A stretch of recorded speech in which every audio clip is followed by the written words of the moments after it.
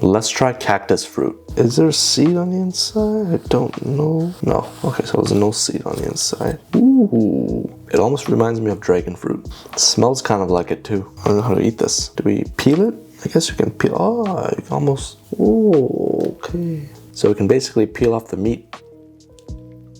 Smells like a veggie smoothie. A lot of seeds.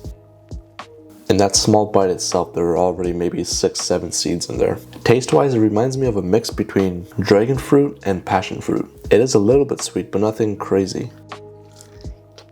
I'm not a fan of the seeds.